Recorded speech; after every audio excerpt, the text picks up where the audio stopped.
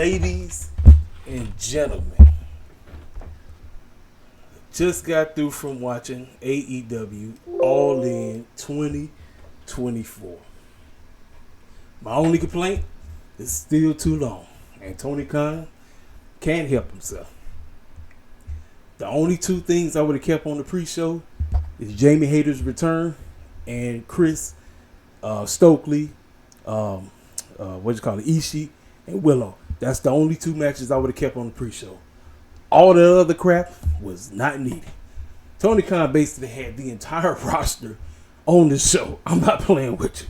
Them matches that was on the pre-show outside of the two I just told you about was basically just to get everybody and their grandma on the show. That is the only complaint I have about this show. Outside of that, Tony Khan continues to be Mr. Pay-per-view. That is who he is. It's in his DNA. It's a rarity. He gives us a dud. You know, if he gives us a dud, I will be the first one to tell you he gave us a dud. Tonight, it wasn't it. This young man decided we going all in, and he did it. The 50K, I want to say about 51,000 out there in LA, London, fantastic job. Crowd was on fire pretty much the entire day. I take my hat off to him. Sitting up there all day long and still having the energy for this classic right here. I'm like, listen, man, look here. My man's finally did it. We've been wanting to see Bryan win this championship forever. My man been basically saying, I'm just coming here. I'm not here to win no championships. I'm just here to put everybody over and kick everybody's effing head in. That's all that man was talking about doing. And for the most part, he kept his word. Until what we just witnessed. Ladies and gentlemen, I don't even know where I should start. I really don't. Because some of the stuff that happened on the shows, I didn't even see coming. Like, I wouldn't even think, like, the group, you heard what I said in my predictions. I said the group that just got added to the quadruple, triple trios ladder match or whatever. I said they was the last group that should have won. And guess what? Tony Khan said that's exactly what's going to happen, which was pretty much a dead giveaway what was going to happen in the main event, because the BCC is Bryan Danielson's group until Moxley gets back.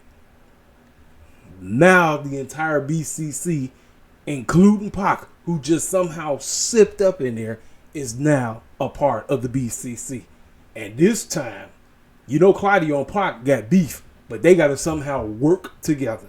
So it's an interesting dynamic once Moxley gets back, how he's going to react to the fact that all of this happened under his watch while he was out chilling on vacation. He leaves, and the main guy, Bryan Danielson, finally gets the job done. Then we bring in an outsider, Pac, and he ends up winning the trios with the boys, and he ain't even in the group. So we're going to break all this down. We're going to talk about everything from both women's matches, from the triple threat tag team title match, from the coffin match. We're going to break it all down right here at KCFL, King Stuff for Life Wrestling Takes. I appreciate everybody watching this video. Y'all already know what to do at the end of the video. Make sure you subscribe. Make sure you hit the like button. Make sure you leave a comment. Let me know what you think about the show, and I'm going to give you an honest grade after everything I say. But listen, get me to Dynamite. Get me to Dynamite. My man's got the job done. I tried to tell cats. Cats didn't want to listen to me. I told people the lingo. People was going to think I was going to be upset because the one brother, the one quote-unquote FBA, was only going to have a 4-month run. I knew the moment he won at Dynasty, I was already expecting. I said, Swerve was only going to have the championship for 4 months, and he's going to lose it at All In. Now, I was thinking it's probably going to be to Will Ospreay. But the fact that it was Bryan Danielson, of all people, based off of the storyline and the history and everything, that these are two Seattle boys, I'm like, I really don't even have a problem with Swerve losing. It's based on how you tell the story. Then the fact that they got his family involved in it, and then you had the Wild Horse, the man himself, Hangman, in the whole situation. And he did kind of play a role, but he didn't quote-unquote cost him, because Swerve didn't quote-unquote lose right away once he did the move based off of the distraction. But I'm going to talk about that when I get there, but I'm telling you, I'm excited. Tony Khan once again did a good job. Again, like I always say, cut the dead weight. And boy, majority of this pre-show was dead weight. Everybody does not deserve to be on the pay-per-view card. Tony, I'm going to send this directly to you, man. I want you to watch this in its entirety. You did a fantastic job on All In, but the problem, you keep finding yourself. You don't need everybody on the show. If their story ain't important, if the match is a random match, it does not belong on the card. Quit doing it. Quit. The only match on the pre-show I didn't have a problem with was the match with the storyline with the mixed tag team match. That should have been the only match, but because you wanted Jamie Hayter to quote-unquote come back because of this whole situation, now this really let me know that maybe her and Britt really don't want to work together. Because the fact that you had Jamie Hayter pull up on the pre-show, and the fact that she didn't want to come out there to help Britt, that tells me that there's some serious beef going on between the two of them, and that they don't really want to work together. Now, I don't know. Like I said, maybe, time heals all wounds or whatever, but the fact that Jamie, she came back, she re-debuted on the pre-show, that tells me all I need to know. Now, as for what happens going into All Out for the TBS title, I have no clue. I don't know. But like I said, we'll get there. So I'm all over the place right now because, like I said, I'm excited. I enjoyed everything I saw. Like I said, TK once again, my only problem, I keep saying it, my only issue, cut the dead weight. Everybody does not deserve to be on a pay-per-view. Everybody does not deserve to be on a pay-per-view. I'm going to say it again. Matter of fact, say it with me. Everybody does not deserve to be on a pay-per-view. Got it? That's it. Let's move on. Let's go all the way down to the pre-show. So, didn't give one rat's behind about this. Look at this. Look at all these names in this matchup. None of this even made any sense. None of it. Look at this. Look at all this. This is just cats coming in trying to get a quote-unquote paycheck. Tony Khan, look, what is this? What is this? Look, y'all, I'm not even finna, look at this. I ain't even finna read everybody's name. Y'all can see this mess for yourself. Look at this. What the heck does all of these groups deserve to even be on the pay-per-view? What is this? This is it's just nothingness. Like crap.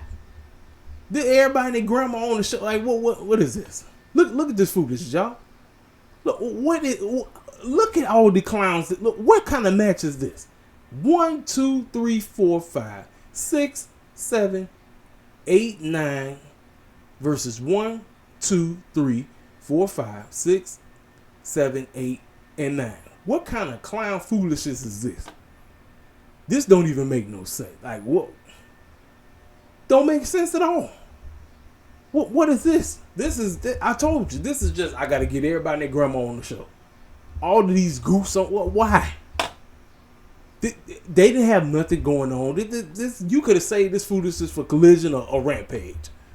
That's just how pathetic this is. This is just, look, I mean, this is trash. This is garbage. Like I said, I'm glad, like I said, I was out, like I said, because I was at church while the show was going on. So, no, garbage. So then we get the mixed tag team match. Now, the mixed tag team match, I didn't have a problem with it because they had a legit story, so it deserved to be on the show. Chris Statler, Stokely Hathaway versus Tomohiro Ishii and Willow Nightingale. Winner gets to call the matchup going into All Out for Willow's championship that she got from CML. And we all knew who was going to win. Willow Nightingale, Ishii got the dub. They basically beat the brakes off of Stokely Hathaway. Chris got knocked out, which was perfect, so that they basically can jump Stokely. And that was basically what the match was, and they win. Now, Jamie Hayter and them pulled up. They had some kind of all these different girls. I really don't know what it was. I really didn't understand what TK was trying to do. However, Jamie Hayter returned on that, and I think she screwed over Saraya. So I'm thinking that that's going to be a future matchup moving forward. Maybe that's probably what what Jamie Hayter does going in All Out. So I could say I wish TK, because again, ladies and gentlemen, what I keep saying, TK does not know how to tell no. That's the one thing, he does not know how to say no. If he knew how to say no, majority of this foolishness that was on the pre-show wouldn't even been there. It just would have been RJ City and Renee Paquette sitting up here basically getting fans hyped up. And then, like I said, we would have had the one matchup on the show. But Tony Khan, this is what he does. Like I said, this is one of his weaknesses concerning his booking. He does not know how to tell nobody no. Then we had this matchup. So they will be back in London next year, and they will be there for Forbidden Door. Just like how everybody just assumed Forbidden Door was taking a break. No, TK said, "Oh, you fools thought we went. Oh no, we coming back. We coming back for August 24th." This is what I was thinking. I was thinking we was just gonna get All in July and then have all of August to build towards All Out. No, TK is a fool. This fool said we're gonna get Forbidden Door, and then guess what? A week or two later, you're gonna get All Out, just like I always do. He's a clown. Tony Khan is a clown. Let me tell you something. I pray to God All Out is not here next year. I pray to God All Out goes somewhere else. Tony Khan, you got an opportunity to try different markets. Try a different market. That's basically what growing your product is all about. You don't have to keep going to the same places for the same shows every year. Try a different market. I don't give a dang what the E is doing. The E gonna do the E. The E always gonna be around, regardless if fans want to receive that or not. WWE is always going to be here no matter what. So we can get off with that foolishness about the E going down.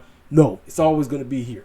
You, on the other hand, because you're a 5-year company, focus on going to different places for different pay-per-views. Don't go to the same place every year for that. Don't do it.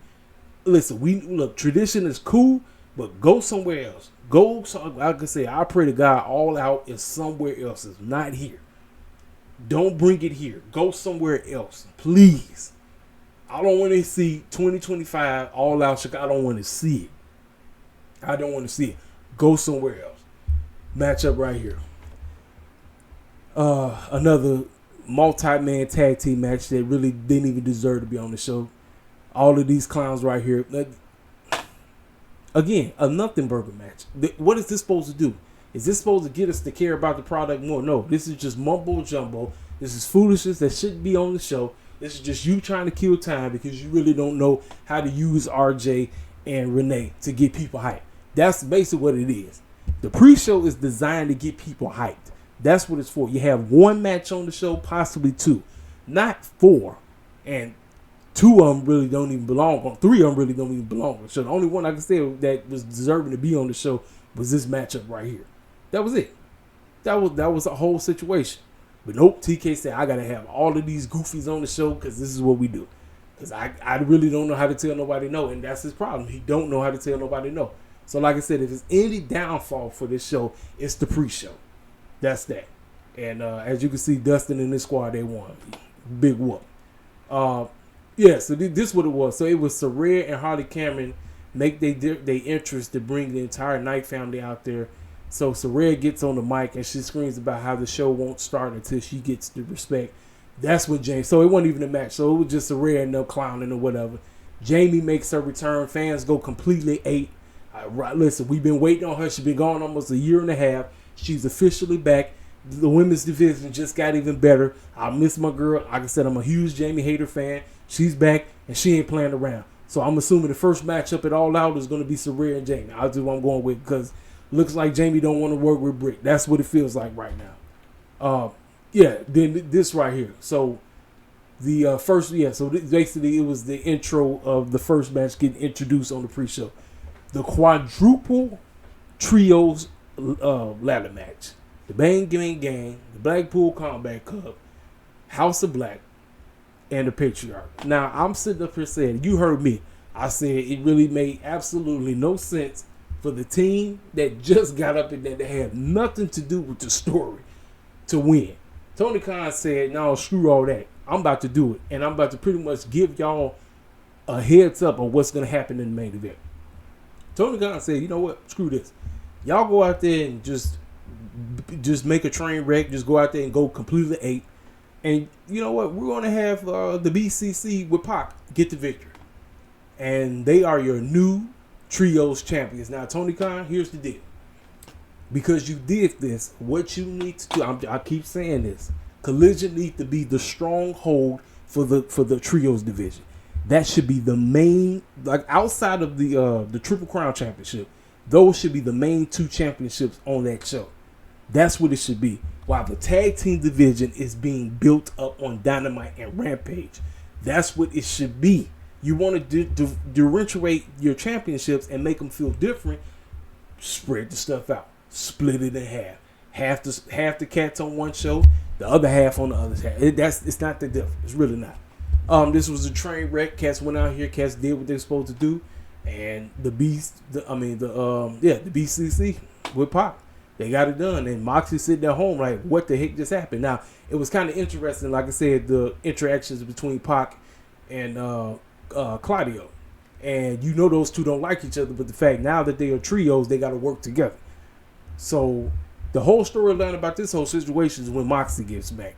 And you also got to think about it too, because we've been hearing about the Lucha Bros leaving to go to the E, but then recently Penta hopped online and said, I ain't going nowhere, so I don't know what's going on. I really don't.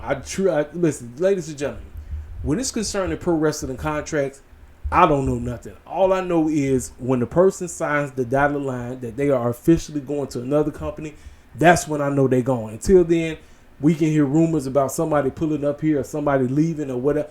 We don't know. Because right now, I just recently heard that Ricky Starks is not a free agent. They were saying he was a free agent. Now they're saying he's not a free agent. I don't know what's going on. I genuinely don't. So go back to the Lucha Bros. I don't know what's really going on. I genuinely don't. So until somebody dips out and goes to the other company, that's when things are official. So that's that. We get the AEW Women's Championship match. Now, I didn't expect this match to go right off the jump. I was expecting this to be towards the end of the show because this was definitely one of the hottest stories going into All In. Ladies and gentlemen, Mariah May and Toni Storm with Luther told one of the best stories they could possibly tell. And Mariah May is one crazy girl. This woman, there was a scene where she literally went over to her mother. And first of all, her mama looked younger than her. Like, she looked like she could be her daughter. That is crazy. She went over there and she slapped her mama on some crazy as a Betsy Bug type of food. Like, this woman is insane. And the whole story involved that doggone heel. So you know that was going to play a vital role. And Toni Storm did everything in her ability to retain that championship. She busted her open, which made the most sense because what did Mariah do several weeks ago? She busted her open and had her looking like a straight up joke. She returned the favor. And like I said, crowd was so into it. Luther was trying his best to help Toni. But Mariah May got the job done. She is your new AEW Women's Champion. Now the question is, what's next? That is the biggest question. At the Cats win the titles, the question always goes to what's next. The next chapter in the AEW Women's World Championship title picture starts on Dynamite. That is what's next. But like I said, the storyline was fantastic. And then after she slapped the mama, Toni went over there to kind of convulse her and everything. It was, like I said, it was weird as heck. I'm like, why are you going over there to slap your arm? But I get it. She's an evil, cocky heel, and she would do whatever it takes. Even though her mama's there to support her, she goes over there and slap her mama like a straight-up crazy person. But that's what Mariah is. Mariah's insane. So, with all the goofy stuff that she pulled off and everything, she got the job done. She defeats Toni. Like I said, so back to the shoe. So, she was going to use the shoe, and then Toni got the shoe, and Toni was going to use the shoe, but she knew that if she used the shoe, she would have cost herself the matchup. She would have won, but it would have been won because of disqualification. Like I said, everything they told, fantastic storyline. Mariah got the job done. She is now your new AEW Women's Championship. I thought the women's match was fantastic. I mean, Tony Khan right off the bat gave us 2 back-to-back title changes. I mean, I did not see the Patriarch losing. I didn't. But I said if they did, I said they would probably lose the House of Black. Didn't think Pac and the BCC would get the job done, but that was the dead giveaway of what was going to happen in the main event. So that's that. So 2 for 2 so far. Then we go to the third match. Now this situation again is a very dicey situation. Big Bill is over like a mug. I don't know what happened, but the London crowd loved Big Bill. They were booing the mess out of Hook. It's messed up. So I'm sitting up saying to myself, okay, does Jericho retain? So with FTW rules, anything goes. There's no rules. So the learning tree was cheat day behind off. Bounty Keith, he was doing all kind of stupid stuff. Jericho brought out a bag of pool balls on some silly stuff, just clowning. They set up a table and put a barbed wire table on it. You already knew who was going through it. And then, like I said in my predictions, I said Taz probably was going to get involved. That's exactly what happened because somebody had to even the playing field because the odds were definitely stacked against Hook. Taz got involved, laid cats out, and guess what? Hook got his FTW championship back. Now, here's the deal. Because Big Bill is so over as he's a heel, but he's getting a babyface reaction. I don't know what Tony Khan should do right now. Do you let Jericho take a break because fans want him to take a break? We're kind of getting a little tired of him. Take a break. I know this is an unfortunate situation for Bounty Keith and Big Bill, but Big Bill is getting over. Like, he's legit getting over. Like, the London crowd was so behind him. They really wanted him to take remember I told you about that table when the barbed wire, it was a barbed wire wooded board they put on the table. They wanted Big Bill to put Hook through it, but then when they didn't do it, the fans were booing. But he ended up going through that doggone table. You know the script. When you set up your own traps, you go through it. That's wrestling 1-on-1. So he went through it, so that basically took him out. And then, like I say, Bounty Keith got taken out by Taz, which left Christian and Hook to do what he was supposed to do, and Hook got that championship back. So we done had 3 title changes back to back to back. So Tony Khan just giving out, he just changed the things left and right. Like I said, AEW All In is literally their WrestleMania. It's officially their WrestleMania, ladies and gentlemen. It is. That's why I say, Tony Khan, try different markets. Don't just go to London. Try different markets. Go somewhere different. Go somewhere different that you've never been before. Try something new. That's the name of the game. This is why I want. Man, if I can have a sit down with Tony Khan, I would ask him, TK, why don't you try different venues when you go to when you have your pay-per-views? Like, don't keep coming to the same places for every year. Give a place a break. That's the name of the game. Like, I really wouldn't even Forbidden Door shouldn't. Like, I would have took Forbidden Door off this year or next year. I would have took it off. I would have actually brought it back maybe another year because you already get ready to do Wrestle Dynasty and Wrestle Kingdom. So that's kind of like the Forbidden Door side for the New Japan. Like, there it is right there. So you kind of can kill the Forbidden Door situation. No, TK said we're going to do it. And guess what? We're coming right back to London. I'm like, I said, it's Tony Khan for you, ladies and gentlemen. I told you, Tony Khan is one weird dude. He's one weird dude. I thank God for the dude because, like I said, if it was for AEW, I wouldn't even be talking about pro wrestling right now. But again, Tony Khan is a weird dude. Like I said, some of the booking decisions he be making, stuff don't make no type of sense whatsoever. And he'll sit up and try to justify it, and them goofy AEW shields would sit up and try to justify it as well. Not me. If it's something stupid, you know I'm going to be the first one to call the bull jive out. That's what we do over here at KCFL, King Stuff for Life Wrestling Takes. So that's that. Next, the triple threat tag team match. Now, here's the deal. Ladies and gentlemen, the crowd, based off of the reactions that they were giving off, they were super rooting for the Acclaim to win the tag team title. I already knew. Tony Khan gave us 3 back-to-back-to-back title changes. We already established that the Young Bucks weren't going to lose. The question is, how do they retain? By cheating. That's exactly what they did. So, as all of them came out, Young Bucks and them dressed up looking like the Beatles. FTR came out. Now when Anthony Bowens, Platinum Max, and Daddy A, Billy Gunn came out, they did the rap and they super over. The Acclaim was the face group that they wanted to win. The fans were invested. I know people be talking about the Acclaim ain't this and ain't that, but that London crowd was so into everything they were saying. They were into Platinum Max, Goofy Man rap. They were into everything. With everything that transpired in this, one of my favorite spots in this whole matchup, as much as I didn't want it, one of my favorite spots was when everybody that was the opposite tag team partner of the other team were basically doing the tag team move of their opponent on each other.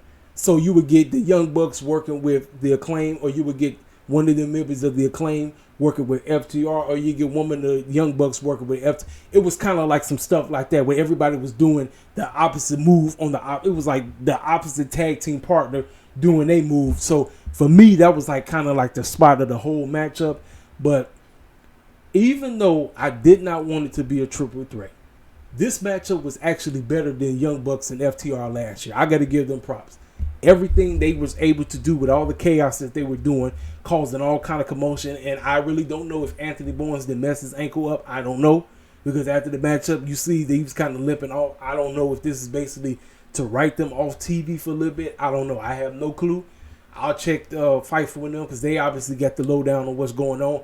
I'll see if I see anything about Anthony Bowens being injured. But as of right now, they off TV for right now. Now, after the Young Bucks, because obviously they cheated, after the Young Bucks retained, because I told you they was going to retain, they're celebrated, and the Grizzled Young Vets came out of nowhere, beat the snot out of FTR, and then ran off the Young Bucks. So then they would continue to beat the bricks off of Cash and Dax. And they pretty much said after the situation, they got in the camera and said that they said their real names. I don't know what they're going by right now, but I call them the Grizzled Young Vets. They said we are putting stop right there. They pretty much said we want to smoke with everybody. They called out FTR, they called out the Acclaim, they called out the Young Bucks. They pretty much put the AEW Tag Team Division on notice. And I said, you know what, TK? This was a great move because as of right now, I have absolutely no clue where we're going, and I love it. This is what I like. I say, because people have been asking, let's reevaluate the tag team division. The Grizzled Young Vets, now I'm going to be 100% with you. No, I was not the biggest Grizzled Young Vets fans, but I know that they are very good in the ring. I've seen some matches from them. I'm saying they are very good. Can this group help get the tag team division back to where it's supposed to be? Tony Khan, I got to say the same thing. Hate to sound like a broken record. AEW tag team situation should be for Dynamite and Rampage, while the Collision division should be only based on Collision. That is how a lot of people listen. You trying to figure out why is things weak? It's because Tony Khan has not separated. You got multiple tag teams, multiple trios. Let's break things up and let's develop what we need to develop. Make things make sense. Let's get the tag team division back on its map. Let's get the trios division where it needs to be. The BCC got them, fantastic. With Pac, great. Excellent. Fantastic. I did not want it. I did not call for it, but it happened.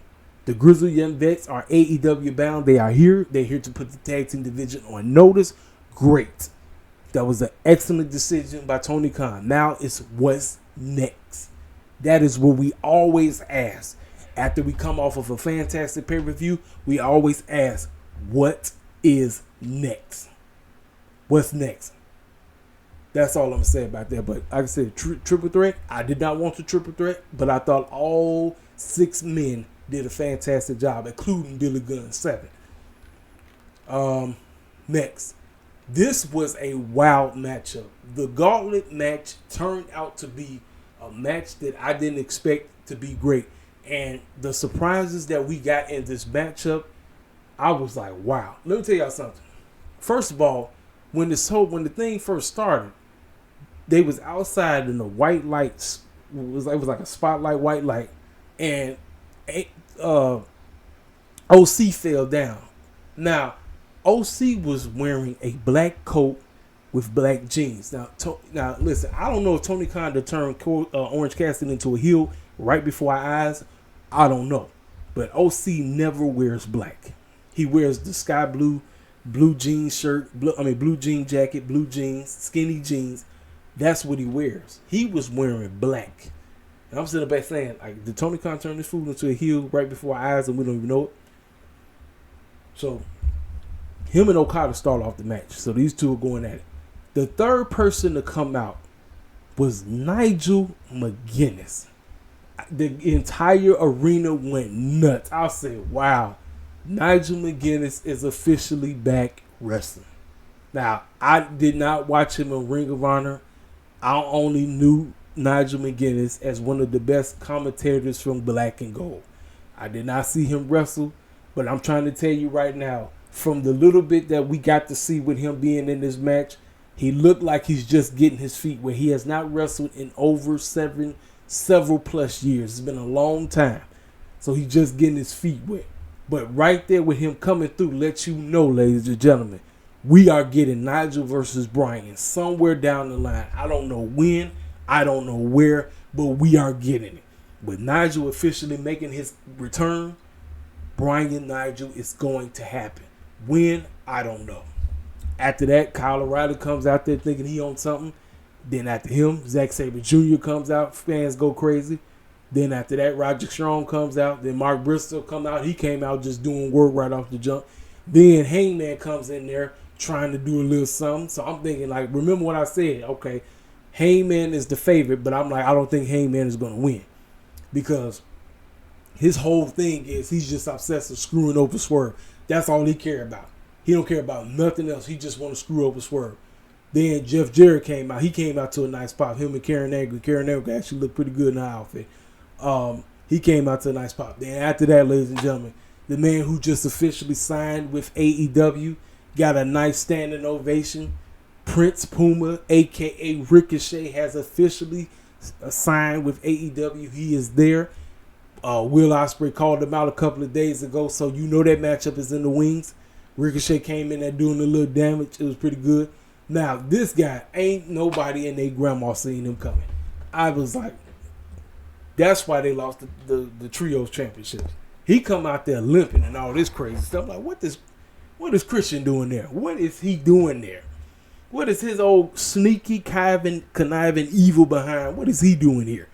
He come out there limping, thinking he owns something, trying to take fools out. Ricochet took him out right out the jump. So then after that, Luchasaurus comes out. Now that should like let you know what's going to happen. His heavy coming in. Now it was a huge tease that he was coming out there because Christian was looking at him like, what are you doing out here? He was teasing that he was going to choke slam Christian, but no, he just basically helped him choke slam O'Reilly. And Christian basically came in, stole the win. Christian Cage, once again, has sneaked and connived his way into the main event of a pay-per-view. Yes, Christian Cage will be main eventing AEW All Out. We're getting Bryan versus Christian Cage, ladies and gentlemen. Let me tell you something. Look, here's the deal. No, I did not want Christian to win. I told you I wanted to win. But he didn't pull up. Adam Cole was nowhere in sight. I would have been fine with Nigel McGuinness. Lo and behold, I would have legit been fine if Nigel McGuinness had it on lock. He didn't. He did not. Christian Cage has sneakingly and connived his way back into the AEW World title picture. Like a heel he is. He's just doing his role perfectly. Them fans was pissed. Them fans were ticked. They was mad. They was like, but look, that's a heel move. It's a heel tactic. And Lord knows I didn't see that coming. I did not see that at all. So I got to give Tony Khan props on once again making the decision of something that I didn't see, but it's based off of a heel tactic. See, a lot of people get caught up on, because it's this. Listen, a lot of people get caught up on the pizzazz of a main event or whatever. Christian Cage still got it. And you know him and Bryan is going to cook up something pretty good. So you know what? I don't really have a problem with it. It's all about the storytelling from this point on. It's all about the storytelling. So then possibly for a lot of people this may be match of the night for them. It was until I saw the main event. MJF, Will Ospreay, a.k.a. the AEW International, a.k.a. American Championship. Ospreay comes out dressed up looking like he getting ready to go play Assassin's Creed, which the game is getting ready to come out, I believe, November 15th. He had his squad members out there doing their little Assassin's Creed flips and all that crazy stuff. Then MJF come out here looking like, what's the dude? What's my man? He just recently passed away. He was the one that was in the Rocky movies, and then he also he recently did a Super Bowl commercial. I can't think of my guy's name. I cannot think of his name, but he was Creed. He was Creed. He was Creed in the Rocky movies. He came out dressed up looking like him, an all-American with the goofy hat on and the goofy coat. He had his American cheerleaders up there. Just some weird, crazy stuff. Like I say, in an American politician you can believe in. Vote for me. I'm MJF. That's basically what his whole get-up is. Now, this whole thing was, can these two outdo what they did 7 weeks ago on Dynamite? I would say they really did. And they did tit for tat. MJF was going to do whatever it takes to hold on to their championship, while Will Ospreay struggled. The story was, do I use the Tiger Driver or do I not? That was the whole deal. Now, remember what I told y'all. I said Daniel Garcia is going to return and help Will Ospreay get the job done. Now, Bryce listen, the moment Bryce got laid out, I already knew what was coming. I said, DG's coming. Bryce got laid out. I said, DG is around the corner. MJF is cheating his tail off. He's cheating. Then the masked man comes out of nowhere and stops him. The masked man was my main guy. Daniel Garcia is and I love the fact that the cameras just zoomed in on him, and he looked, and he had the look on his face like, yeah, you thought you ended my career? Fool, you thought you ended my career? I got your behind. What you gonna do now? Like, he just had that look like, oh, yeah, I'm here. What you gonna do? You thought you finished my career? No, I'm here. And I'm about to screw you over. That's exactly what happened. Setting up MJF, Daniel Garcia, all out. The story writes itself. Over. I had to stand up, standing ovation, clapping my hands. I said, here we go. Will Ospreay says, screw this nonsense. He did the Tiger Driver. I'm getting this foolishness over. 1, 2, 3. We have a new American champion. Will Ospreay. That crowd went 8 for him. They went nuts. I was like, ladies and gentlemen, that's how you do it. That's just wrestling storytelling 1-on-1. This is how you do it. It's no other way to do it. You can do it multiple ways, but this is how you do it, ladies and gentlemen. I can't say no more. I loved everything I saw. My man DG is back. What else can I ask for? What else? Fantastic. Next, DMD Mercedes with Camille. Now, because for some reason, I was thinking that Jamie Hayter didn't pull up. Like I said, I watched the pre-show and we fast forward through most of it, but I didn't realize that Jamie Hayter already pulled up. So that was like a dead giveaway that she wasn't going to come out and help Britt. Now, this whole situation, Britt came out to her entrance and Mercedes came out there on a horse and carriage. That's what it felt like. But felt like I was thinking about some Cinderella stuff based off the carriage that she was coming out in. I just felt like some doggone Cinderella stuff. That's what it felt like to me.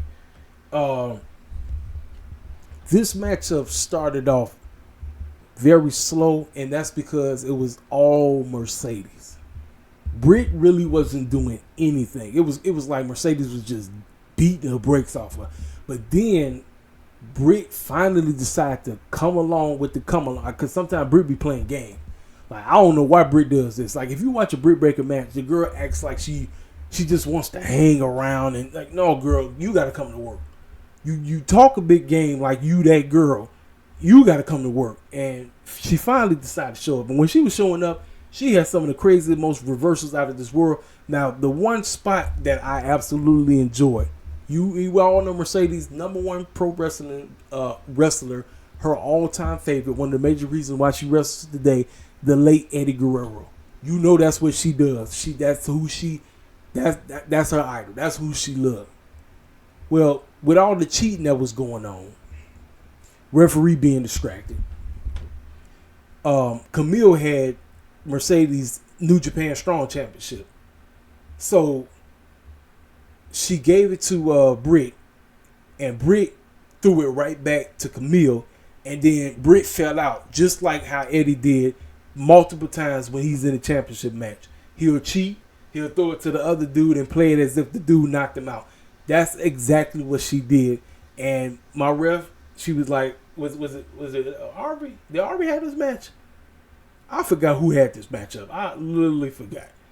But the referee saw him. They was like, they saw her. He's like, you got to go. She's like, I didn't do nothing. I didn't do anything. And the fans was like, you got to go. You got to go. That spot might have been the best spot of the whole match, truth be told. That spot was great. It's a straight up take from the late Eddie Guerrero himself. And I said, it's funny that Mercedes is the biggest Eddie Guerrero fan. Here is Britt using Eddie Guerrero's tactics to quote unquote stay alive. That's basically what it was. So she pulled the glove out. The glove was definitely used multiple times. But Mercedes bit her. Mercedes got her move set on. And match over. 1, 2, 3. Mercedes retains the TBS championship. So I'm sitting up and thinking Jamie finna come out. But then I already thinking that Jamie Hayter was already on the pre-show. So that should tell you right there. I don't know if Britt and Jamie are going to work together. I don't know. Listen, all we know is whatever happens on TV. Whatever happens on TV, that's what we know. If foolishness is going on backstage, we don't need to know nothing. We generally don't need to know anything. Our job is to consume what's going on TV. That's our job. We are not to sit up here and consume garbage kiddie drama that shouldn't be going on backstage. We got a clown who's supposed to be a boss. He don't know how to run nothing. He don't have no structure. No, them days are done. This is year 5, ladies and gentlemen.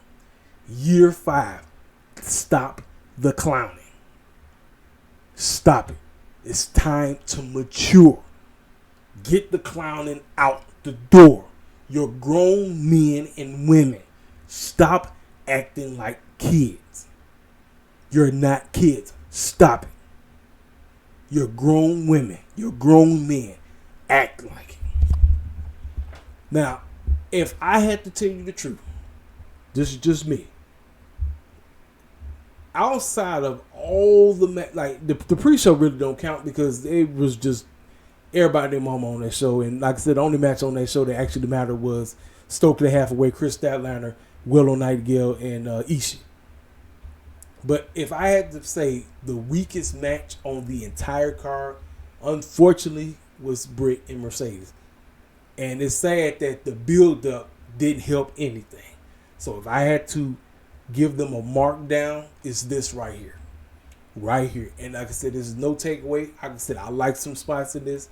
Britt took 5,000 years to come along. She finally did. Mercedes did. Let me tell y'all, the one thing Mercedes is going to do, she's going to make her opponent look good. Even though she was dominating Britt from the beginning, she's going to make her opponent look good. And with some of those reversals that Britt was trying to do on Mercedes, fantastic. And then, like I said, the spot of the whole matchup was when she tried to pull her own version of Eddie Guerrero with Camille. That was great. That was fantastic. I was spot on. Like, I wouldn't have done even better, you know. But the question we ask ourselves now, what's next? That's the biggest question that we're going to be asking Tony Khan going into Dynamite. What is next for everybody? Since Jamie is back, does she, I don't know. Oh, excuse me. Here we go. Last 2 matches. Let's go ahead and talk about them. Mr. Scapegoat Jack Perry defending his AEW TNT Championship in a coffin match against one of the most senile, craziest to the membrane, insane, goofy, Daisy dude wearing Nightmare Before Christmas, Jack A, whatever you want to call him, Darby Allin. 4-0 in coffin matches. 4-1 was coming. Scapegoat comes out. This matchup right here, ladies and gentlemen. The fans hijacked the show and they straight said F CM Punk.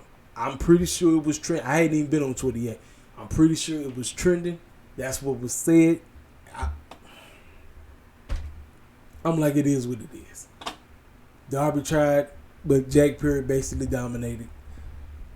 This fool literally had thumbtacks glued to his face. He had thumbtacks literally glued. I'm like, this dude is insane. He's insane. Jack Perry got the job done. put him in a body bag, threw him in a doggone casket, and they tried to light that thing on fire. The Young Bucks came to his assistance, and they was pouring the gasoline all up on the casket and everything. The music goes on. The lights go off, and I'm like, I know that ain't who I think it is. Sting came out of retirement to save Darby Allin from being killed live on TV. Because I was like, okay, maybe it's a trap door under the doggone casket. Because they opened it up, and you see he was still right there. They was pouring the gasoline all on him. They poured the gas right on him and everything. Sting came to the rescue, laid clowns out, took that man out the doggone casket, helped him out, and walked off. Fans went nuts. They went ape. They went crazy. And I didn't even talk about the real glass moment. Jack Perry had a bag he pulled out, and what was inside? Broken real glass. That's pretty much all I had to say. It was a pretty good coffin match. And obviously, fools was finna be bleeding all over the place. Darby Allin is a crash test dummy. That's what he is. I told you, he wants to be on Jack A so bad. It don't make no sense. He would do whatever it takes to entertain somebody by putting his body on the line. He don't give a dang. That's how the game works. Sting came out of nowhere, saved the day. Even though Darby didn't win the championship, like I said. But seeing Sting come back to help the man out. Great moment. Fans marveled. Fans marked out. They went crazy. That's that. Now let's go ahead, and I want to get here because I've been wanting to get here too for the longest time. I started talking about this pay-per-view because you seen I had to do the final countdown song. I had to. It was only right, and I hope YouTube does not copyright strike me. This is fair use, YouTube. I used the video for fair use. That's all I'm going to say. The American Dragon Bryan Danielson, career on the line versus Shane Swerve Strickland, AEW World Heavyweight Championship, title versus career. I told cats what was going down based off of how the story was going. They were putting it in your face. This is it for Bryan. This is it. Bryan is done. Swerve has never beaten him. Swerve only had the title for 4 months. Listen, for you grifters, because it's coming. I know some of y'all is out there, especially on you WWE hardcore heads. Listen to me and listen to me carefully. Yes, Shane has had the shortest title. Well, no, technically not true, because somebody had the AEW World Championship for 1 week and then lost it the very next. So that's not true. But when it comes to long title reigns, he had it for 4 months. Out of the 4 months, I thought it was a solid, decent run. And I liked who he got an opportunity to go over on. That's all that matters. Swerve is going to get it back eventually, just not right now. Bryan had to get his moment. That's why I said either way, I wasn't tripped about the whole situation. I know, shout out to my boy Ariel. He was telling me that he was disappointed. I told the man, listen, I told you, brother, Bryan was getting the job done. When that man said that his daughter was hoping and praying that he would lose, I said, oh, man, come on now. Come on, man. Come on, y'all. Come on. Final countdown, y'all. Fans got an opportunity to sing the song, the yesing. It was the yes all day. Brie Bella, the babies right up front. I mean, you knew what was going down. Swerve come out to his squad. He came out there, got the whole Prince situation. Prince Nana put the doggone jacket on him. Then his guys, they wrapped him down. 4, 10 to 5, went out, Swerve, went out, dry. Look, the whole, listen, it was great. Excellent. Both of them had fantastic entrances. Great. Fantastic. We get to this doggone match. I told you. MJF and Will Ospreay might have been the best match on the show. Bryan and Swerve said, we gonna run the money for that one. We gonna run that table for that one. These two beat the brakes off each other. The script, Swerve said, listen, I'm going to dissect you. You know, Bryan was the main one that was trying to dissect Swerve. It took cheating from Swerve and Prince Nana to bust that man open. That referee was distracted. They went over there, got the time bill, put Bryan's head on it. Next thing you know, Bryan bleeding all over the place. Swerve, his whole goal, I must dissect this man and put him in a early retirement. His obsession with doing that is what cost him. And it wasn't even Hangman, because later on, Hangman would find his goofy self coming out there. Thank God the security clowns was right there to run him off. But they were right there. Hangman was ready to screw this man over. They were basically trying to tell you that's what was about to happen. So Bryan tried to do his move, and I'm telling you right now, Swerve no-sold that stuff. He no-sold it. I was like, man, listen.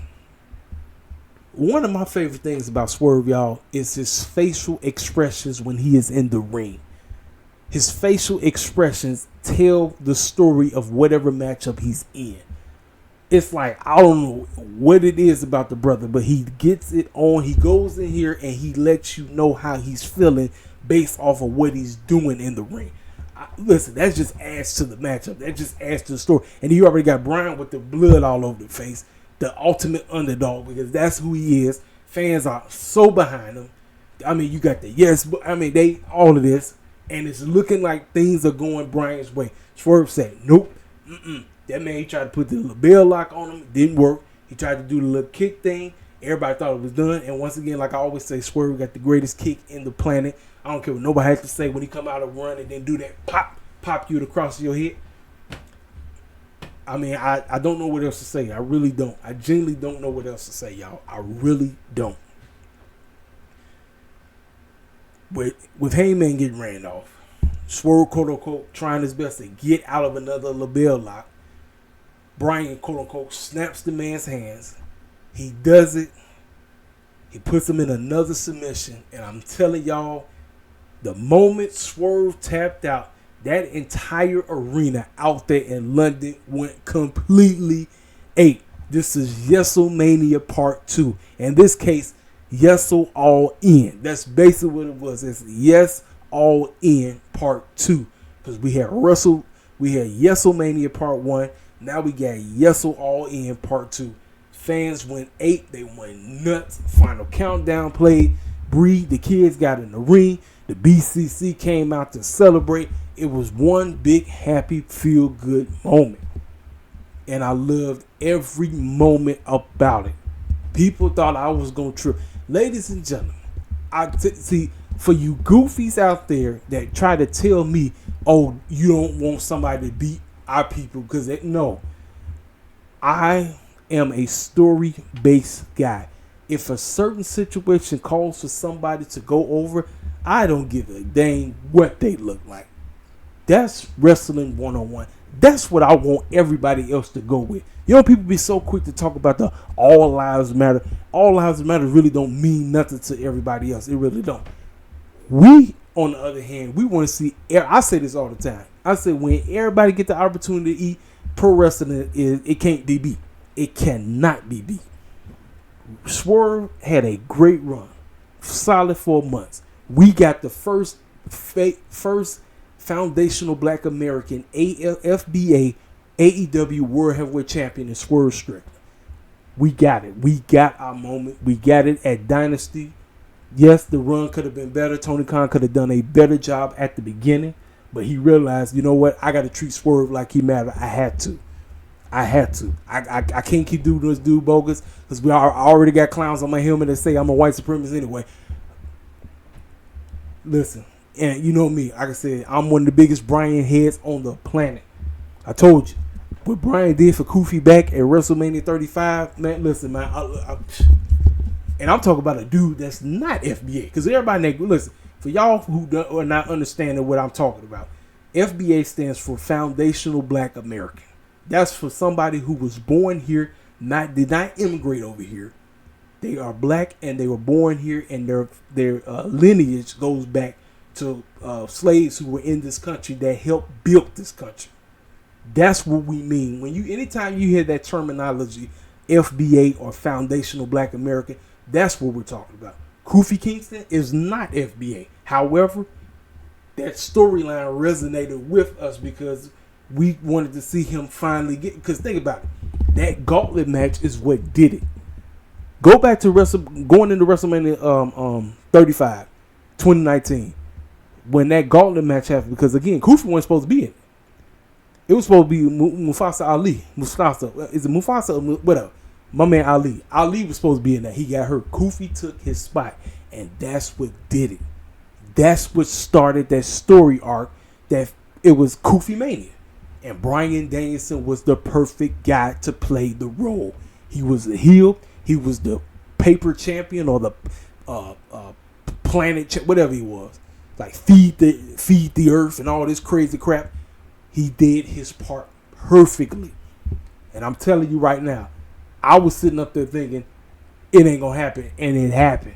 And I freaking marked out. And that moment made, like I said, I was already on Bryan. I mean, I was already a Bryan head anyway. But that put so much respect for Bryan right there like never before. And like I say, Bryan has always been great. Like, WrestleMania is something that's going down in history. I mean, Bryan is Bryan, y'all. I really don't know. I really don't know what else to say. The man is always going to give you a classic. And then when you got a young man like Swerve Strickland, who is great in his own attributes, what else can you ask for, man? I'm pleased. I'm happy we got the opportunity to see it. Bryan Danielson is your new AEW World Heavyweight Champion. Ladies and gentlemen, we are on the run. AEW All Out is in a week and a half. We are going to see what Tony Khan can cook up. What is to come? I don't know. But your man will be tuning in. I cannot wait to see what happens. Ladies and gentlemen, you know how I grade when it's concerning pay-per-views. Tony Khan and company, for me, is going to have to learn to cut the dead weight. Please, cut the dead weight. That's one of my only gripes about this show. Cut the dead weight. Outside of that, he is the king of pay-per-views.